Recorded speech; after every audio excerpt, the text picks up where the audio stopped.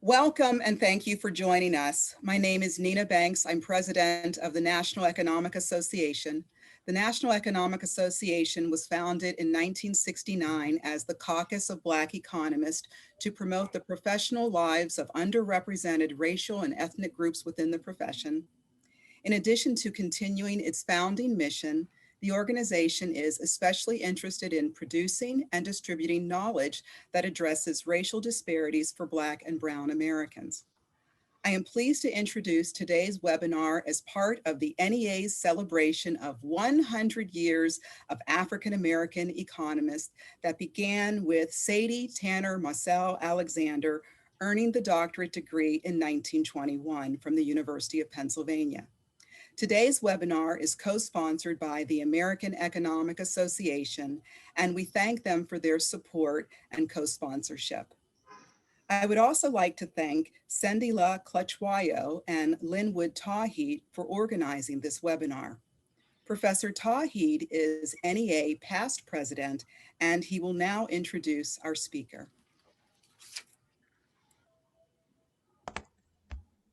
Good afternoon, everyone. I hope everyone is doing well and enjoying this nice weather, at least in the Midwest. It is my great honor and privilege to introduce today's webinar presenter.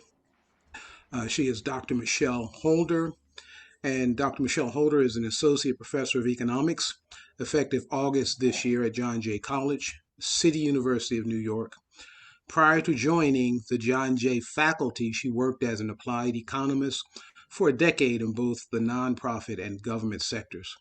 Her research focuses on the Black community and women of color in the American labor market, and her economic policy reports have been covered by the New York Times, the Wall Street Journal, the New York Amsterdam News, El Diario, and Dollars and Cents. Michelle has also appeared on or been quoted in media outlets such as CNN, The Washington Post, NPR, The New Yorker, PBS, MSNBC, Al Jazeera English, and Marketplace. She has been cited as an expert on worker power by the Washington Center for Equitable Growth last year, and is currently a senior fellow at the Schwartz Center for Economic Policy Analysis at the New School for Social Research. Her second book, Afro-Latinos in the U.S. Economy, co-authored with Alan Aja, is due to be released next month by Lexington Books, an imprint of Rowland and Littlefield. Before I turn the floor over to Michelle, I'd like to remind participants to please put your questions in the chat or the Q&A function as we are going along, and Sandili will bring them in at the end. Okay, shall I just go ahead and get started, Linwood? Yes. Okay, good afternoon, everyone. Thank you so much for joining me. And I will say at the outset, I'm just going to talk today because we had a little bit of a technical glitch. I did plan to have a slideshow presentation accompany my talk, but that is posing a bit of a difficulty. So I will just talk about my research, and hopefully it will come across just as adequately as if I had the slideshow up. First, please allow me a moment to thank Dr. Nina Banks, the president of NEA. Also, I absolutely want to thank Dr. Linwood Tawhid. He was the person who invited me to give a talk. And of course, having been a member of NEA for many years now, the only answer was to be yes. I'd also like to thank Dr. Sendila. I'm going to call you Dr. Sendila because I'm pretty sure I would mess up your last name. So thank you so much, Dr. Sendila, for making everything as smoothly as possible for this webinar and really holding my hand the entire way. And I just wanted to recognize a few other people. Dr. Tom Masterson, who is at the Levy Institute for Economics at Bard College, provided critical assistance in this research on Black women and the double gap is what I call it. I also wanted to recognize Heidi Hartman, whose work is really seminal and who I cite quite often in what I do. And finally, I would like to thank Dr. William Darity, Dr. Derek Hamilton. Their work is littered throughout my research. And so without their work and contribution, I'm not sure where my work would be. And then finally, I did want to give a quick shout out to Dr. Bernard Anderson, who sent me a few questions before today's discussion to help me prepare. So thank you, Dr. Anderson, and I believe you are in the audience today. Okay, so let's get started. So why did I undertake this research? Well, first, I was approached by the Roosevelt Institute, which is an organization here in New York City, a nonprofit think tank. And I was approached by Nell Abernathy, who really was looking for someone to make a contribution to their ongoing inquiry into what has really become outsized corporate profits and the impact on workers. And so, you know, the labor share of income has been on a downward trajectory for several decades as a result of the declining bargaining power of workers, globalization, and technical change. The declining labor share of income in the US, however, has not been accompanied by declining labor productivity. Indeed, the average annual growth rate in labor productivity exceeded the average annual growth rate in wages from 1980 to 2007, leading to a widening wage productivity gap. Okay, so why look at the wage gap faced by Black women? Well, if corporate profits have been buoyed by increasing productivity and stagnant wages, then a natural question is, have women in general, and Black women in particular, transferred a disproportionate share of their productive capacities to the private for-profit sector, given both the gender wage gap and the racial wage gap? Researchers Finoff and Jayadev, as well as Sagino and Bronstein, have shown that the share of women in the labor force, as well as the crowding of women into low-wage occupations, are negatively correlated with the labor share of income. Note, however, this paper does not, my research does not necessarily assert a direct link between the double gap that Black women face in terms of wage penalties and the declining labor share of income. Instead, what my research is attempting to do is to quantify the wage gap that Black women encounter in the American workforce, both individually and in the aggregate. Okay, so I've said this term a couple of times. Let me talk about it. What do I mean about the term double gap? So the term essentially is speaking about the wage penalty or the earnings penalty, right? Of course, we are talking about earnings, but wage, as economists, we know this is typically the parlance we use when we talk about earnings disparities. We typically say wage disparities, and certainly we say wage gap. So in keeping with that, I do call it the double gap in wages that Black women face. The double gap refers to the wage penalties that Black women bear, given both their race and their gender. Existing research shows that there is indeed a gender wage gap and that there is indeed a racial wage gap. The double gap, however, does not simply mean that you either double the gender wage gap or you double the racial wage gap, or you add both together and voila, you've estimated the wage penalty that the average Black woman worker encounters in the US labor force. Rather, the term is simply codifying that the fact that the average Black woman worker in the US faces earning penalties given two major characteristics, race and gender. Okay. So let me just state my findings at the outset. and then I will deconstruct how I got there. So what I found, and my year of analysis was 2017, what I found was that in the aggregate, Black women in the American labor market involuntarily forfeit, and I'll come back to why I use that term, involuntarily forfeit approximately $50 billion in wages or earnings, which is a significant cost savings to the private for-profit sector. I also only looked in this analysis at the private for-profit sector. So I didn't look at wage penalties that Black women face in either the public sector or the nonprofit sector. This was simply restricted to the private for-profit sector.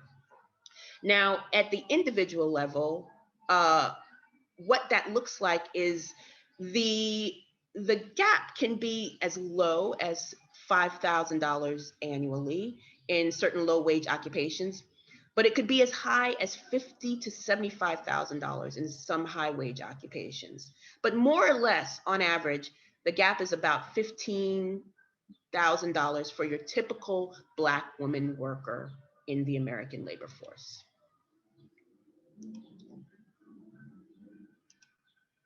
So let me talk about my data sets that I used.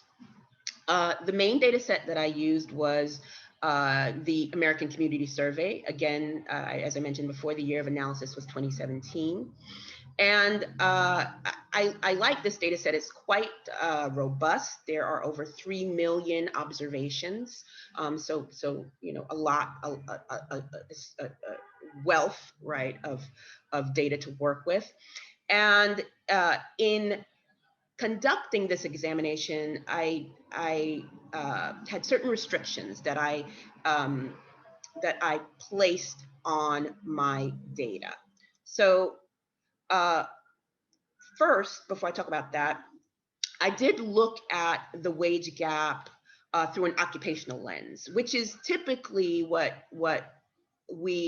not everyone on this webinar may be an economist, but for those who are, typically when we look at wage or earnings disparities in the workforce, in the labor market, we tend to look at it through an occupational lens, you know, because that's the job category. And so I looked at the 22 major occupational groups, and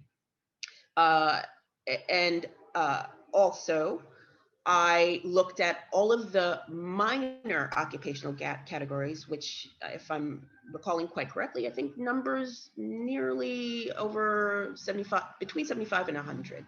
And then there of course, the detail level, which I did not do.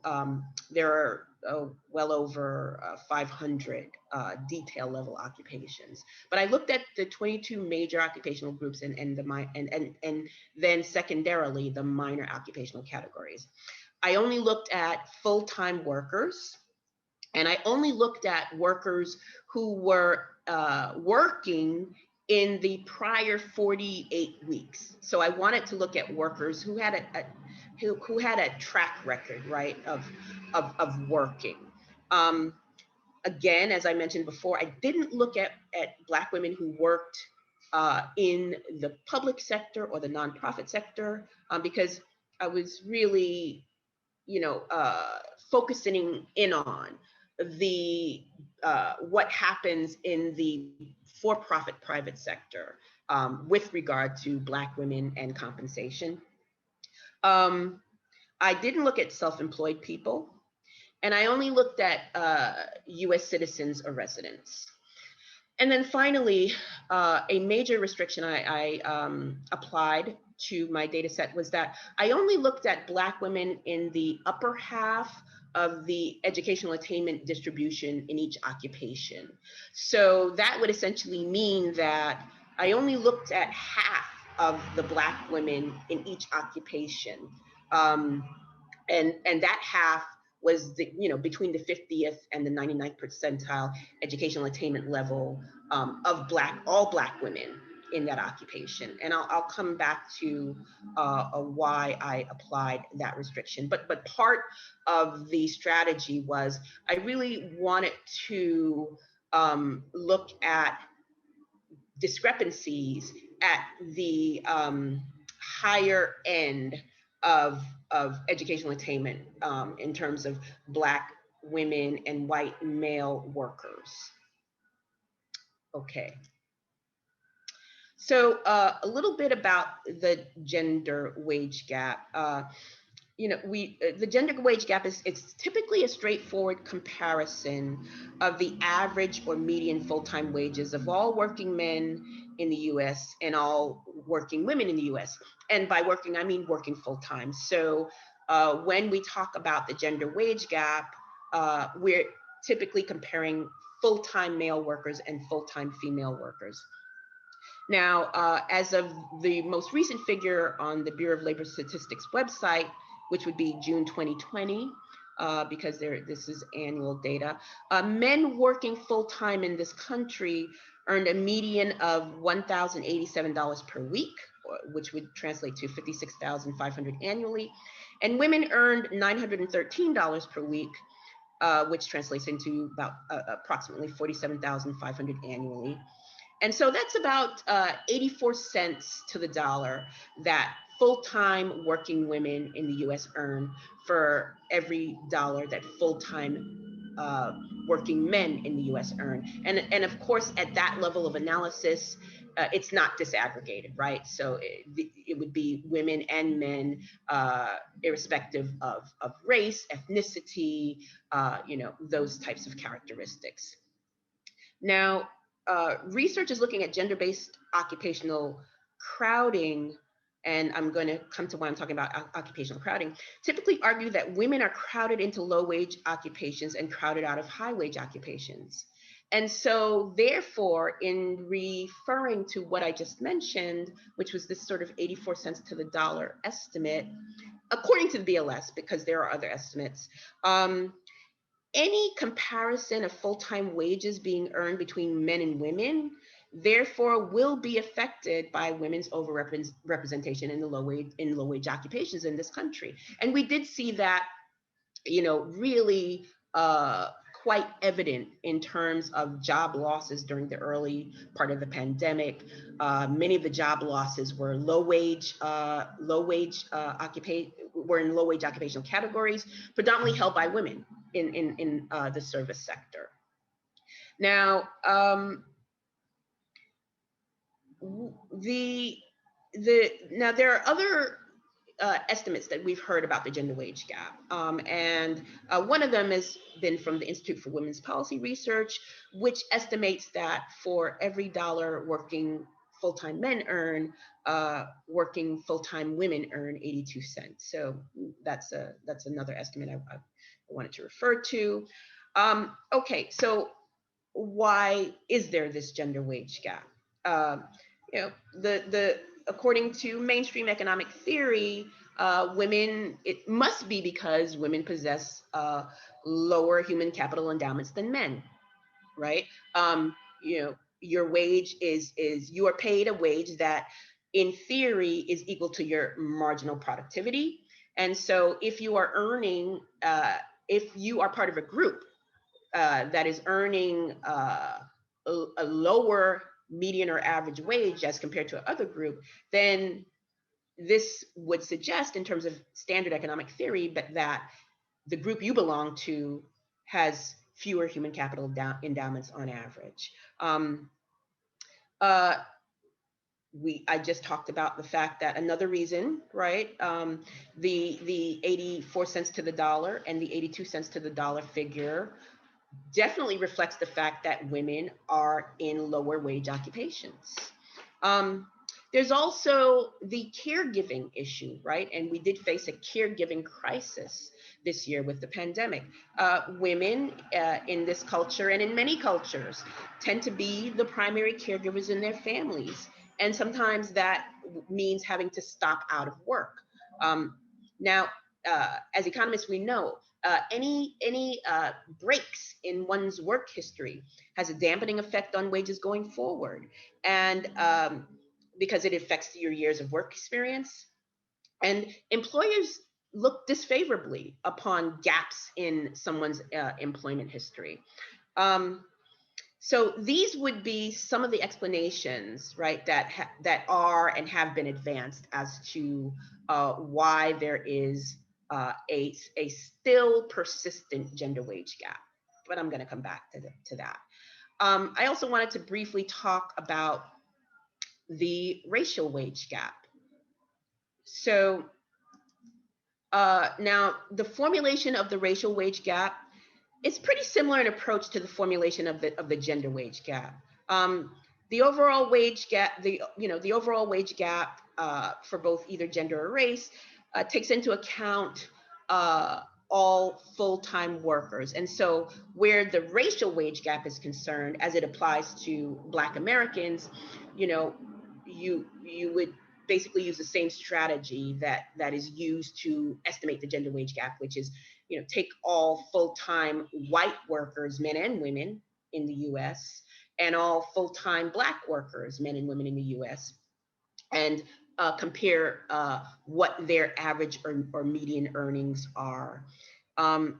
Now, my analysis, however, differs a little bit in terms of how examining the wage gap that Black women face has typically been constructed. Normally, the approach has been to compare Black women to white women to capture the effect of race, or to compare Black women to Black men to capture the effect of gender. However, I took a different approach, which was to compare Black women directly to white men. And I do want to place a caveat in case this comes up during the Q&A part of this webinar. Now, I did not look at the historical gap trends between Black and white women, or between Black women and Black men. I simply looked at a point in time, and I looked at the two distinct groups that I just mentioned, white non-Hispanic men and Black women. Now, where the racial wage gap is concerned, again, the same explanations that have been advanced to point to why there's still a persistent gender wage gap would be nearly the same as the explanations advanced to explain the persistence of the racial wage gap. Human capital deficiencies on the part of Black Americans. There is also still a very large educational attainment gap between Blacks and whites in this country at the level of college completion. About 35 or so percent of non-Hispanic whites, 25 years and older, possess a college degree, but the analogous figure for Black Americans would be between 20 and 25%. So there's this rather sizable gulf in terms of educational attainment between Blacks and whites in this country at the level of college completion. Certainly, Brown versus Board of Ed has led to a rather narrow gap, thankfully, between Blacks and whites at the level of education in general, K through 12. But there's still this gulf at the level of college completion and graduate school, by the way. But having said that, empirical research, which controls for human capital and other variables that could contribute to differential wages by race, conclude that unexplained residuals in regression analysis are attributable to employer discrimination. And among the researchers who would posit this include Darity, Patrick Mason, Bill Rogers in research they've conducted. And I would add that their conclusions are in fact supported by audit studies, which show that African Americans are routinely discriminated against by employers. Some of the researchers who found this by conducting their own studies include Bertrand and Mullinathane, and Pager and Western in a really seminal piece. But the current estimate of the racial wage gap as per data from the Bureau of Labor Statistics for June of last year, June of 2020, is that whites earn on at the median about $1,017 per year annually, which is about $53,000. I'm sorry, $1,017 weekly, which would be about $53,000 annually. And Blacks earn about $805 weekly at the median, which translates to about $42,000 annually. And so quick calculation would show you that suggests that Black Americans earn about 79 cents on the dollar for each dollar that white Americans earn working full-time, both groups in the American labor market. And so, okay, so let me just talk a little bit about the methodologies that I employed to get at and to quantify the double gap in wages that Black women face. So I employed 3 different methodologies. And one of the methodologies, which I'll talk about last, is the one that Dr. Tom Masterson, executed. And so I essentially solicited, right, his assistance and explained to him that I wanted to examine the wage penalties that Black women face in the American workforce, and explain to him my data set and my the restrictions I was going to apply to the data, and essentially said, use whatever strategy you use, and let's compare and contrast what our estimates are at the end. And so, but for the first 2 methodologies, these are the approaches and strategies that I use. And the first methodology was a pretty straightforward one, where again, I only looked at Black women in the upper half of the educational attainment distribution in each occupation. And in that way, that was a de facto way of attempting to control for educational attainment differences. And once I determined what the 50th and 99th percentile educational attainment levels were for Black women working full-time in each major occupational and minor occupation. Actually, for this methodology, I only looked at the major occupational categories. Those form the upper and lower bounds of educational attainment that I would then apply to white male workers in the same occupation. And so I was essentially comparing similarly educated non-Hispanic white men to Black women in each occupation. Once I applied those restrictions, I calculated median wages for each major occupational category, and then compared the median wages for Black women and for non-Hispanic white men, and then aggregated those differences based on how many Black women were employed in each of the major occupational groups. So that method it's fairly straightforward, but does have some flaws.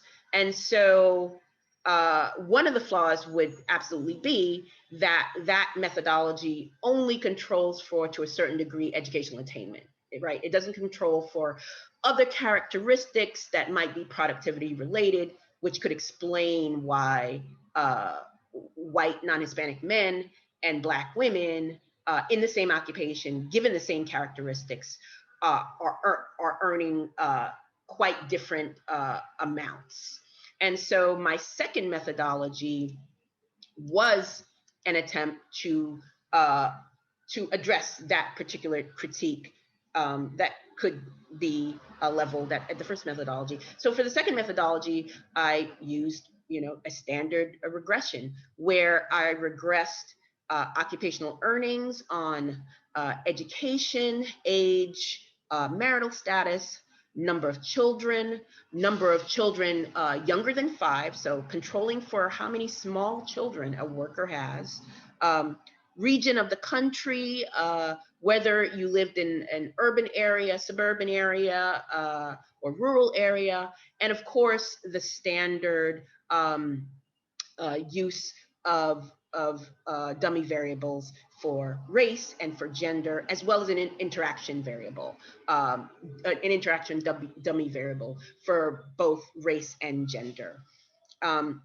Now, the interpretation of the interaction variable coefficient is that it represents the change to the sum of the dummy variables, race and gender, right? And so this gets at isolating the wage gap that specifically Black women face in each of these occupations that were examined.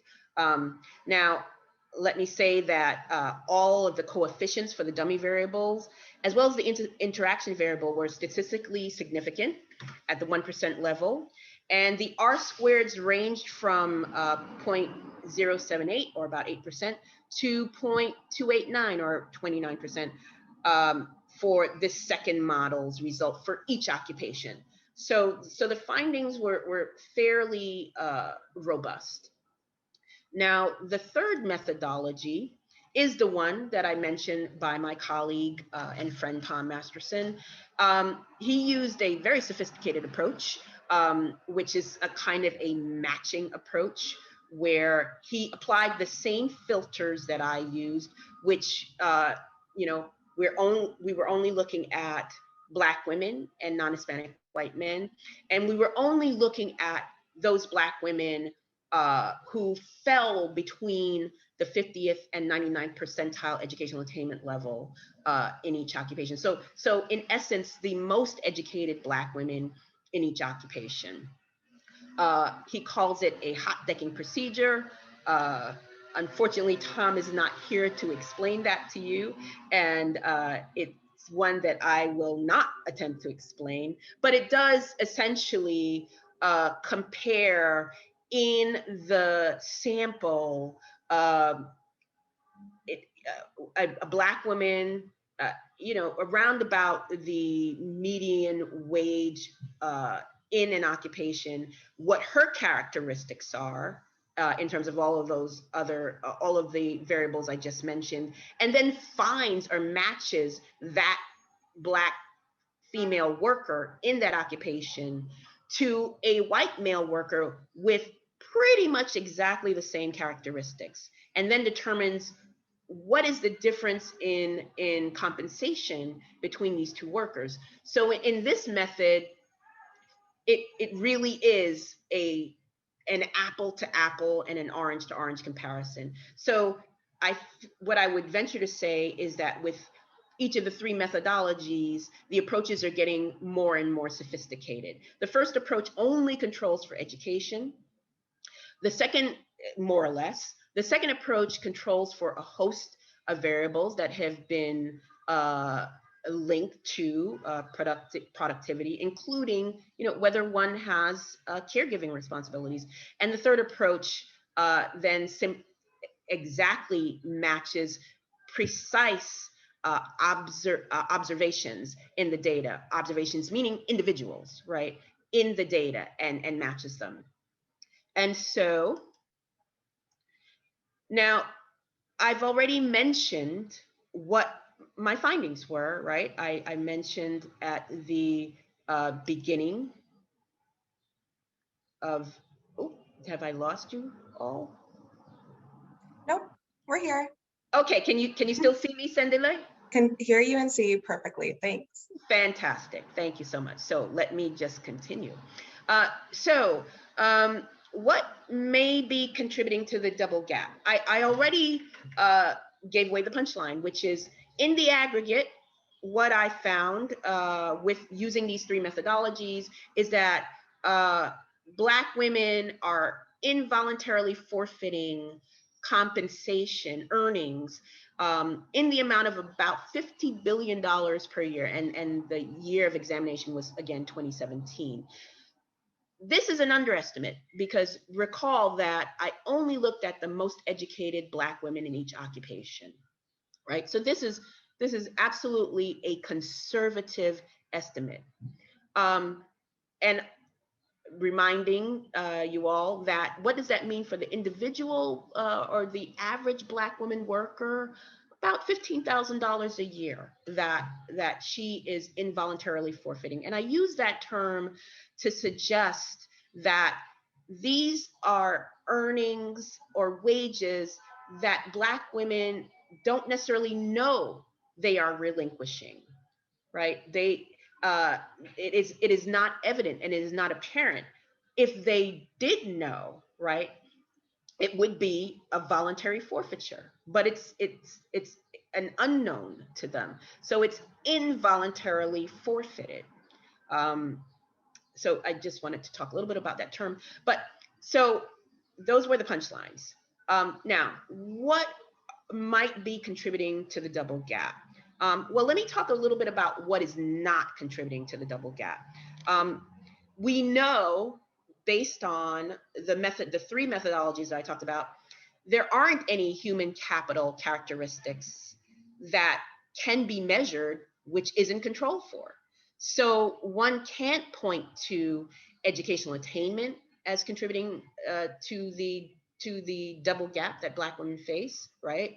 One can't point to other characteristics that might be linked to the productivity of Black women workers. All of that has been controlled for.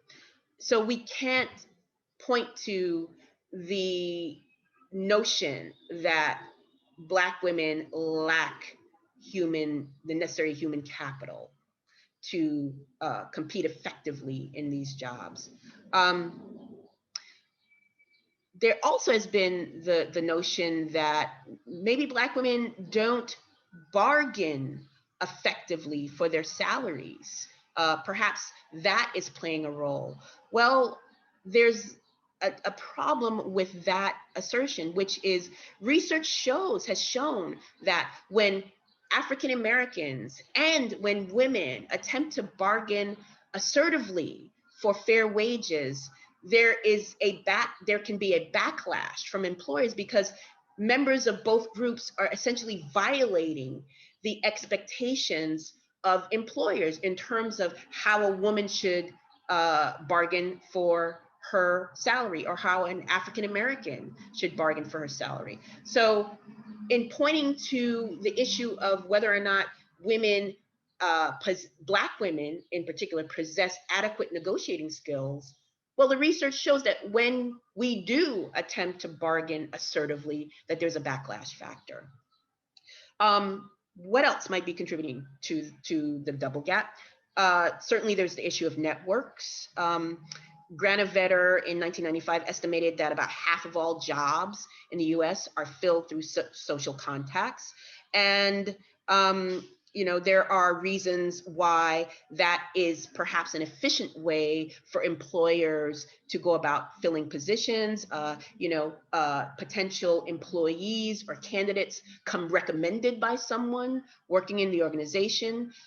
Presumably that person who recommended them will onboard that new employee, and presumably the person or employee who recommended the new candidate can provide information to the employer about the candidate that can't be obtained in the normal process of hiring, right? So this is called the richer pool theory.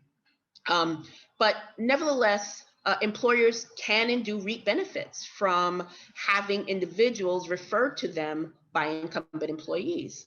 The other issue regarding networks is that African Americans, Black Americans tend to rely on more formal routes to employment. Holzer hypothesized that this is because African Americans, Black Americans believe that it's harder for ascriptive characteristics such as race, gender, disability, sexual preference, et cetera, age, experience. it's much less likely that ascriptive characteristics, actually take work experience out because that's not ascriptive. It's less likely that those characteristics can play an outsized role in hiring, given the increasing professionalization of the human resources occupation. And so Black Americans tend to rely on these more formal routes because the processes involved in hiring them simply gets more scrutiny, as opposed to more informal ways of someone being referred to a position from a friend and the friend introducing them to the employer, etc. There is also the role of discrimination, which I suggest, based on my findings, is playing a role in the double gap. Another issue is the practice of requesting previous salary histories.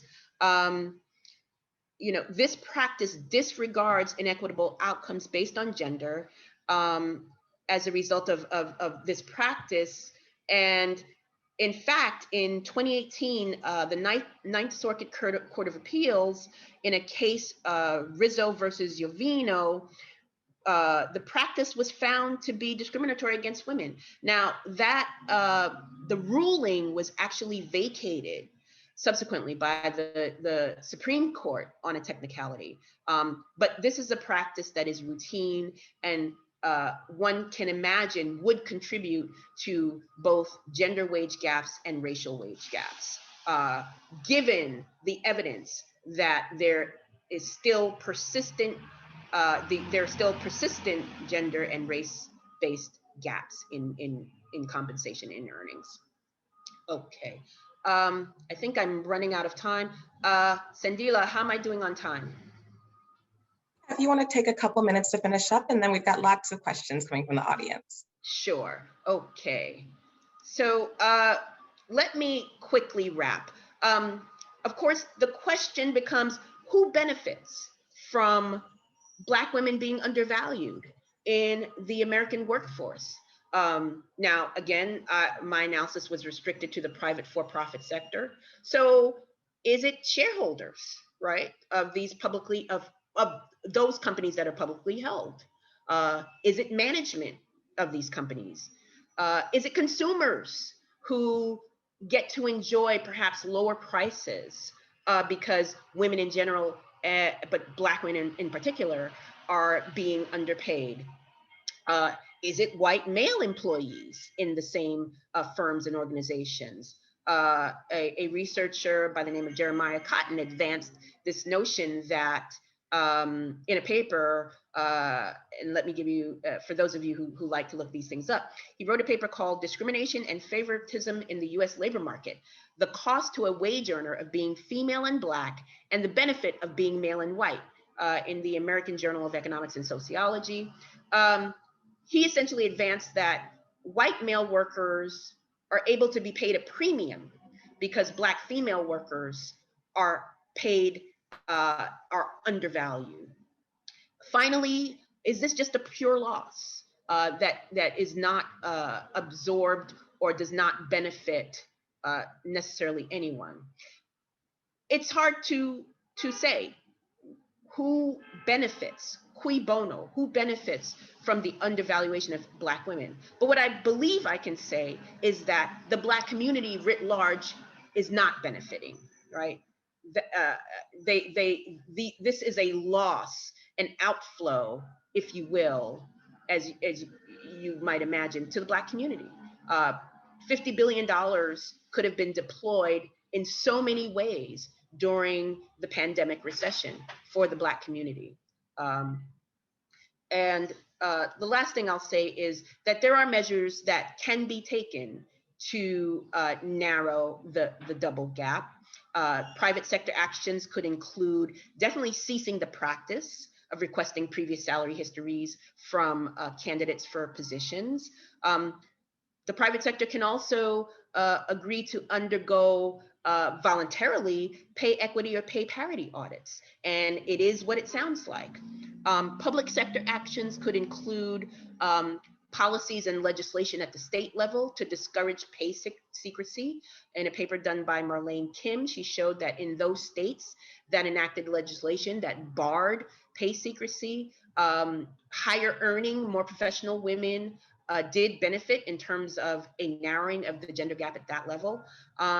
There is also the EEO form that companies have to fill out on an annual basis that provides information on the demographics of their staff, gender, race, ethnicity, as well as the occupation. And under the Obama administration, there was an additional variable added to that form that employers had to fill out, which was compensation. Now, unfortunately, that change to the EEO form was jettisoned under the Trump administration, but that would provide very rich data about the degree to which women and women of color are undervalued in the American labor market. And then finally, individual actions.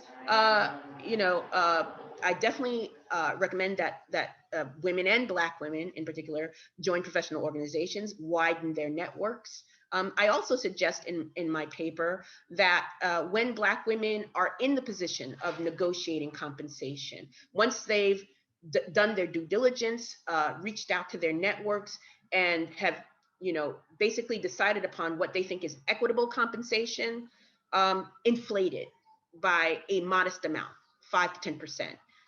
You may not get that, but it is the case that at some point, past, present, or future, if you are a Black woman in the American workforce, you will be undervalued. And so getting into the practice of just, inflating by a modest amount what you think you deserve might be helpful. And okay, I'll stop there, Sandila, and take questions. Wonderful. Thank you very, very much. So there's 4 or 5 buckets of questions that the people have come in on. And I'm going to start off with one group, which really links this last piece where you were connecting the individual losses to the community. And I think that ever since, I read about your work, that number 50 billion has kind of rung in my ear, especially when I think about the Black tax, right? So this is referring to the acknowledgement in the Black community. When we get our income every month, we're not just thinking about traditional savings and investment decisions. We're also thinking about, am I sending that auntie with the fixed income some extra buffer? Am I taking care of that cousin's roof? Really, can you share a little bit about the intra-generational and intergenerational mobility implications of your work? And Katie Pratt actually had a similar question as mine. She thought about the intergenerational transfers of human capital, where there she's thinking about Richard Reeves' work in particular in Dream Hoarders. Okay, so actually, there is a paper that was done by Ngina Chidiji. And Ngina, I don't know if you're here today, but forgive me if I pronounced your last name incorrectly, and Derek Hamilton, where they actually did look at the issue of the transfer of or really the provision, right, of assistance to family members as being what Dr. Sandila just called the Black tax, right? It is the case that many Black American families face this issue of having to assist other family members in a pecuniary way, in a monetary fashion. And so, part of that is we do know that there is this huge racial wealth gap in this country based on race. And so for Black individuals and Black families, because our wealth holdings are almost minuscule compared to white families and white individuals, we have to rely, right, on our kin networks, on our family members when we need to engage in income smoothing activities to get us through a cyclical downturn. This is one of the reasons why, although I will, I talk about this figure, I definitely don't mean to gloss over it. It's quite large and it's conservative. And you might imagine the many and varied ways that $50 billion could have been deployed in our Exactly. communities. Yes, I'm sorry, Sandila. Oh, I was just agreeing with you. Exactly. Okay, sorry. I don't know. I'm not going to say much more on that, Sandila. I'm affirming and reiterating what you call the black tax, because this may be a term that is unfamiliar to a lot of the attendees of this webinar. But absolutely, there's a drain on the Black community, both in terms of this loss to Black women, as well as, you know, this black tax. Mm-hmm. Absolutely. So now let me turn to some methodology questions. And the first set of questions is really on sectors versus jobs and how that's reflected in your findings. So Yeah. Katie Pratt wonders whether the double gap is even worse in care jobs, even controlling for education level, so care managers and licensed nurses. And Nana Ade asks a related question. He says, could this double gap be because Black women are more likely to be paid in lower paid jobs? And then finally, Robert Valdez wondered if you could explicitly conduct your analysis based on jobs rather than based on the occupation split, since there's so many jobs that are found also across different occupations. Okay, so the thing I'll say about jobs versus occupations, the first thing is occupations are jobs. The way that the labor market in America is structured in terms of job classification, you have major categories, you have minor categories, and you have detail categories. And so essentially any job that anyone holds in this country would be slotted in that scheme. And it is precisely that scheme that I use to quantify the double gap. So when I'm looking at, you know, the gap in wages, say in the legal occupation, right? The legal occupation, there are minor job categories, and there are detailed job categories in that. So really, in my approach, in my analysis, I was capturing jobs. So I'm not, I'm not sure why the assumption might be that I'm not capturing detail level jobs. I am. But it's aggregated. Dr. Sandila, could you just repeat the second part of that question? Oh, sure. So I think you've answered it, but it was this question of whether the double gap could be because Black women are likely to be in lower paid jobs, even within occupation, even controlling for education. Oh yeah, so I did talk about this at the beginning of, thank you, Sandila. I did talk about this at the beginning of this presentation, which is when we talk about the gender gap, wage gap writ large, or the racial wage gap writ large, a big part of those gaps can be attributed to the fact that women tend to occupy lower wage occupations compared to men, and Black Americans tend to occupy lower paying occupations when compared to white Americans. So when you're looking at the big picture of these gaps based on race or gender, absolutely the fact that some demographic groups tend to be more concentrated in lower paying occupations than others plays a role. But in my research, that is not an explanatory factor because I have controlled for differences with respect to productivity linked factors. Now, but I think what I'm inferring from your question is maybe it's the case that in a particular, minor occupation, right? Black women tend to hold the lower level jobs. Exactly. Right. And that could absolutely be playing a role. And we both in my approach, the second methodology, and in Dr. Masterson's approach, we did attempt to mitigate that somewhat. But yes, I would say to some degree that even when you look within minor occupations and detail occupations, it is probably the case that Black women are more likely than white non-Hispanic men to hold the lower status jobs within, right, within the jobs and within the occupation. Excellent. Yeah. Thank you. So there's some questions on the splits of the data and potentially new splits of the data. So Yeah. first, Dania Francis thanks you for this really important work, and we all agree with her. She Hi, also Dania. asks whether you have future plans to look at the double gap in the public sector and the not-for-profit sector, and whether you have any priors on whether you think those gaps are going to be larger or smaller and why. And that relates to a couple others questions about really like what are the causal rationales behind the differences in size of gaps across different areas. Right. So thank you so much, Dr. Dania Francis, for those questions. And yes, Dr. Francis, I do plan to look at the double gap as it relates to the public sector in the United States and the nonprofit sector.